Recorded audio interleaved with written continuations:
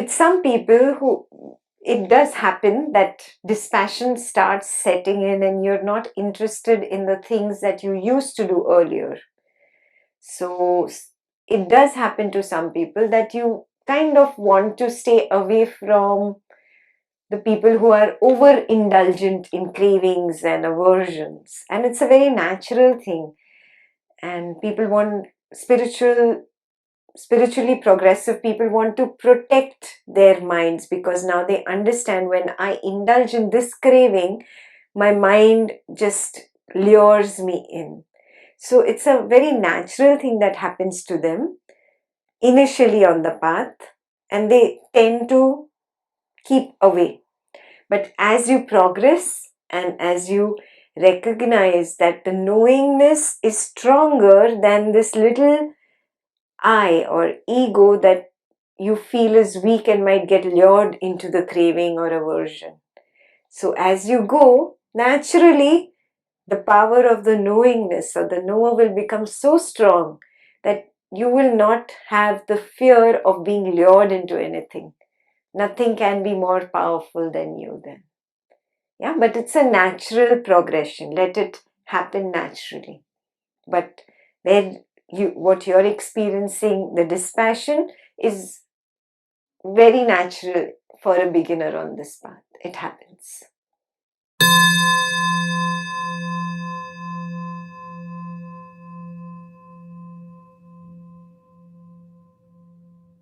When you feel that this sinks back, it's like a sinking back.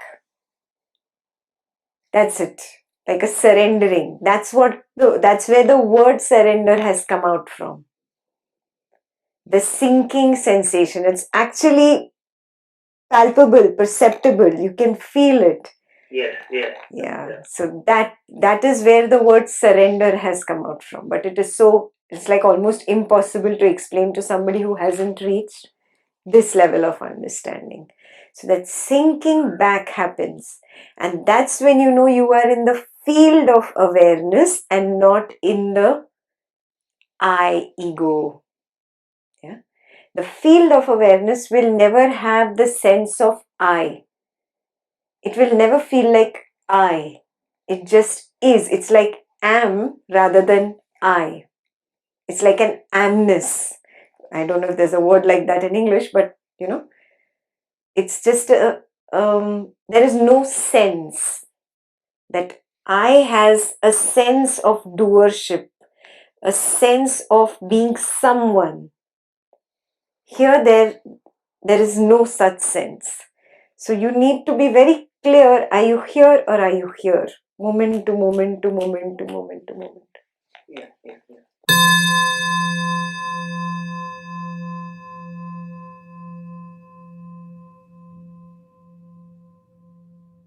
Perfect. Understanding happens in between thoughts, in between your intellectual understanding or talking, between sentences. Shanti mein, silence mein, when you dip back.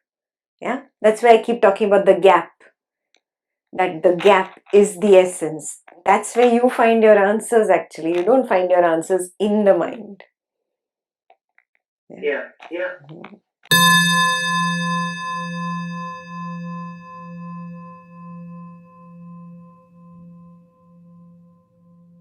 So there are the yogic techniques and then the Advaita. Advaita is university level, yogic techniques at a lower, maybe college graduation level. Yeah. So at graduation level, you're working with the mind. At the Advaita level, the knower of the mind. So you're taking one step higher. Get it? So when you're at the level of the mind, all these things are going to happen. You're going to feel energy here, energy there, and it's all good. But recognize that there is something higher. There is a knower of this energy that I'm experiencing.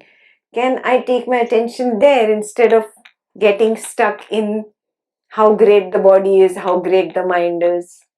Now go one step higher. Maybe it's time for you to graduate to the higher level. Yeah, take it as that. And move higher now. Can I be in the knowingness while doing my yoga? Can I be in the knowingness while doing this meditation? Can I be at the higher stage? The three states belong to the mind and not to the consciousness. It is the mind that sometimes is very foggy. So that time you feel the mind's attention is low. And that's what in English you're calling awareness. I'm calling the knower as the awareness. In Advaita, the knowingness is the awareness that I'm talking about. And this is called the mind's attention. This is going to depend on the state of the mind. We already discussed this. Yes? Early in the morning, you're nice and bright. Your attention is good. Yeah? You are attentive to everything. And what happens throughout the day? By the end of the day, it becomes very less. It's not good enough. It's not sharp enough. Because the mind is tired. Get it? Knowingness knows that my attention is very nice and sharp and bright in the morning. Knowingness knows in the night that my attention is not good right now. Knowingness does not change. Knowingness remains the same throughout.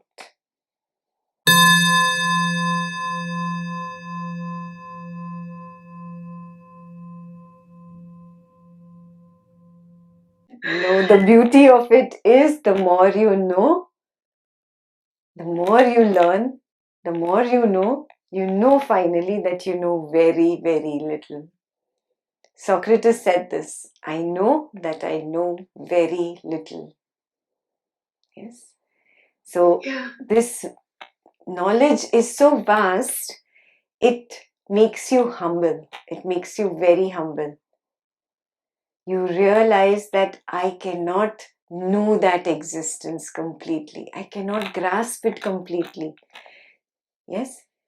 The more you get deeper into knowledge, what is the real thing that spirituality is attempting? It is attempting so that the ego loses its grip on you. That I want to know. It's the ego wants to know everything. The ego then will become bigger than the consciousness, will become bigger than God. It's not possible, no, to be bigger than God. Yeah. So along the journey, somewhere the ego starts crumbling, and that's what you're feeling. Yeah. It says, oh, when will this end? Oh, when will I know it all? When will I know it all? It starts crumbling, crumbling, crumbling. And a point will come where you will experience pure humility arising from your nature. Yeah. Emanating. And you'll experience that love, the same love you experience on the path of awareness, the path of jnana. Yeah? And then that joy is unparalleled. Yes.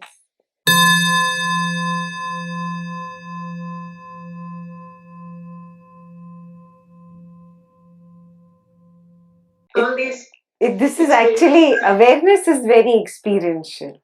Yeah, that is why it is like the core teaching in every scripture. It's very experiential. The knower is very, very experiential. It's not a belief. You cannot believe it. Yeah. So it is something that people can experience, but then some people just get stuck. You see, are you stuck in just words and learning the words, or there is a beauty in words? So you check. I don't know. You will have to do a little examination. So I'm just telling you where people get stuck. So some people get stuck in the beauty of the words. Some people get stuck in the intellectual reasoning. So there's a big difference between intellectual reasoning and actually experiencing it. Yeah.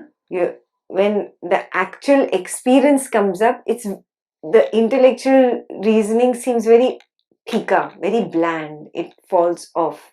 And that needs to happen very naturally. So if you are just stuck in intellectual reasoning, you should make an attempt to move towards the experiencing of it. This is very experiential. Yeah. Being in the knowingness is very experiential. Okay.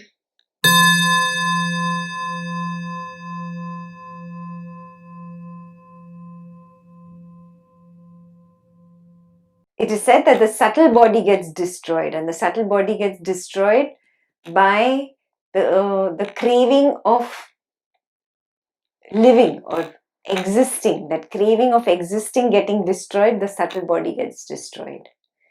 So those karmas also get because deleted. Because there is no more wanting to come back. There is no more desire to relish anymore in any worldly things. There is like a contentment, I'm done kind of feeling. Been there, done that. No more desire to come back again. Yeah.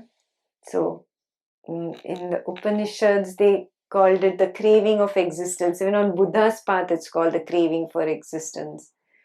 There's a particular word that it's not coming to my mind right now. But that is like the seed or the fire that burns all the rest of the karma.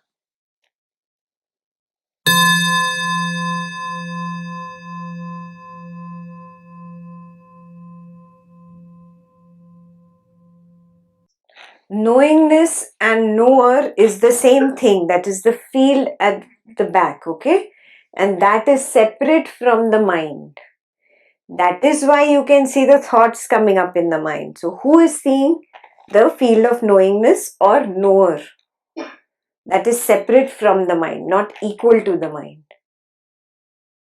If it was, it cannot be equal to the mind. If I can see the phone, means I am separate from the phone. Yes, but I can't see my own self. Do you get that? So if they were one, then there would be no distinction. The knowingness would not be able to see a thought come up or a feeling arise and go. But the knowingness knows that a thought came up. Knowingness knows now there's a good feeling. Oh, now there is not a good feeling. So the knowingness is separate from the mind. Super clear? Okay. Now you tell me, you're talking to me. You're speaking to me. Do you know that the lips were moving, the head was nodding? Yes? Yeah? Yes. Do you know? Yes, sometimes. Right now. No, right now. While you're talking to Ekta, right now. So, I'm conscious that I'm talking to you. I'm seeing you through my knowingness. And yes, my hands are moving. I'm talking to you. And there are thoughts in the mind. Can you see that? Yes, I would say yes. Yeah. So now the knowingness knows this entire field. Now you are there. There's nothing to struggle. It's not very big. You're expecting it to be very different. It is not different from our everyday thing. Yes? It is very simple. That knowingness is always there. I forget that I am the knower. I think I am the body or I think I am the mind. I don't understand that I am the knower of the body, knower of the mind. Got it? Now I have to make it a practice. Because so far we have been doing it in a different way. We are lost in the mind, we are lost in the water. So it has to be a constant effort for me to make it a part of myself. Well, it's not even an effort. It's just not getting engaged in thoughts, not getting engaged in the feelings. That's it. Yeah, in fact, there's more effort required to jump in and get engaged. I'm saying don't get engaged, just be there, stand there. Yes. Know that the feeling has arisen, anger has arisen right now. I don't need to jump in and become one with it. A thought has arisen to say this to her or be nasty to him. I don't need to jump in and become one with this thought. I'm the knower. That was my next another. Sorry, please continue. Yes. I am the knower. Yeah. I am the knower of this thought. I am the knower of this feeling.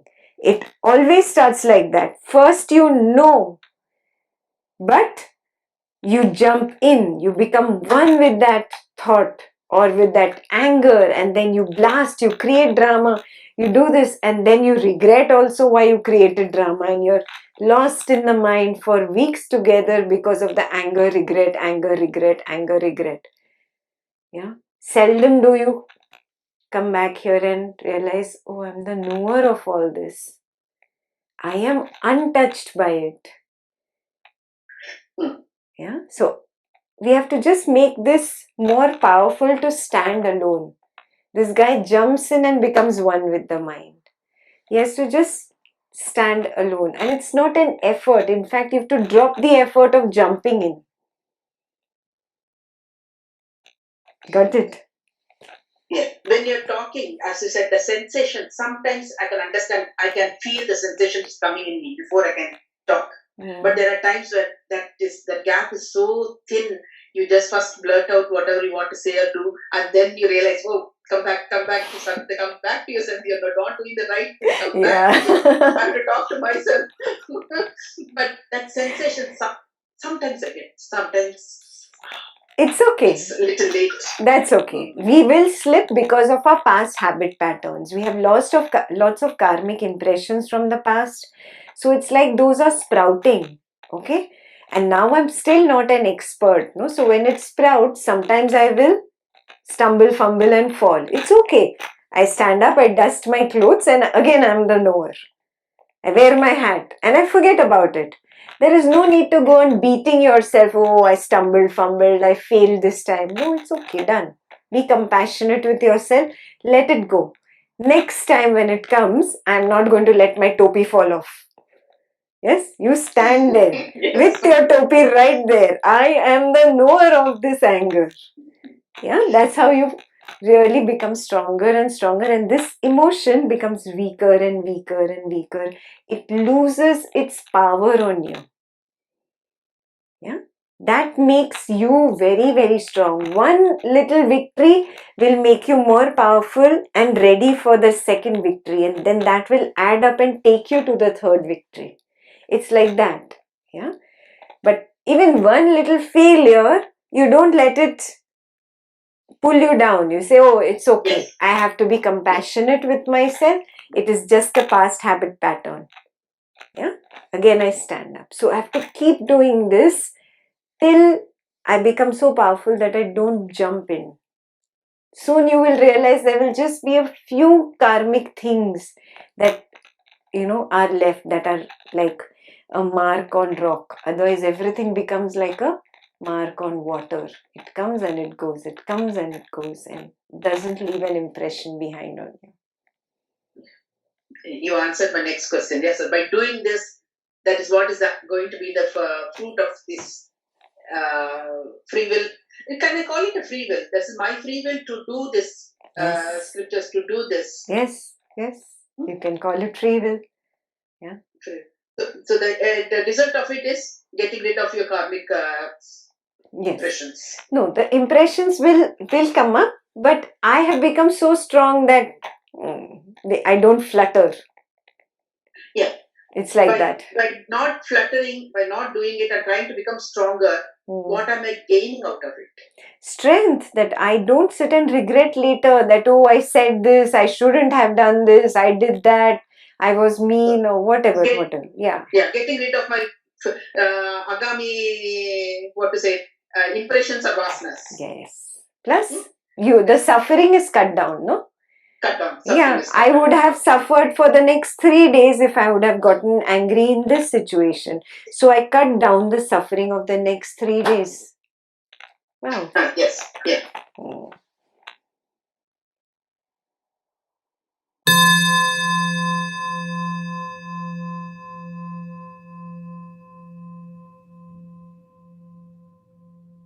So it's like when you're doing this knowledge, you're actually sharpening your intellect. And the sharpening of the intellect will bring up the knowledge at the right time. Yes, that is what tells you. Don't do this, Abhita. Don't do this. Where did it come from? Some knowledge session you sat maybe months ago that left a strong karmic impression, and today it came to help you. And right before you were going to open your mouth, that came and helped you stop. Yeah. So, so it sharpens the intellect. It polishes the intellect.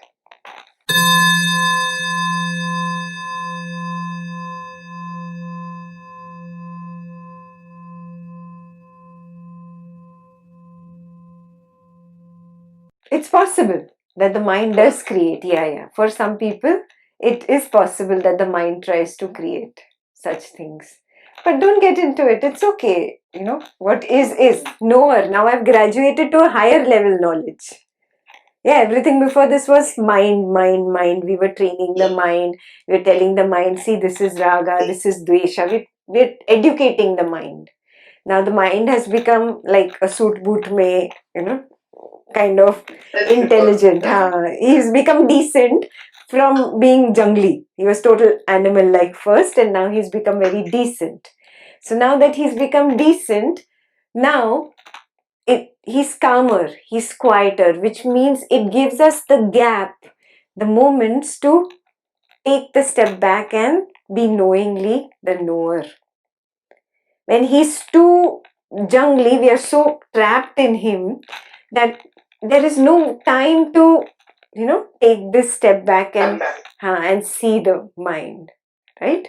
So you must have noticed over the years of doing knowledge, this guy has become tame. He's become domestic. He was totally wild first. So this step is also very important. But now from here, I progress here. The reason to tame the mind was so that I get a chance to be the knower and get a glimpse of who I really am.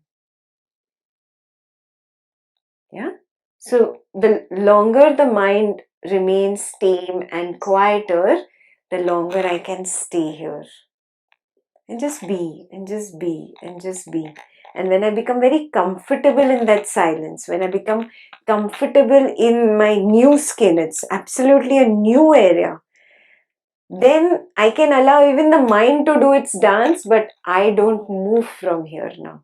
Because I've become so comfortable and strong here that it cannot flutter me anymore. It cannot grab my attention anymore. Yeah. And then it starts losing the ego part of the mind, starts losing its power. And you will see a natural humility, a natural softness arise in you.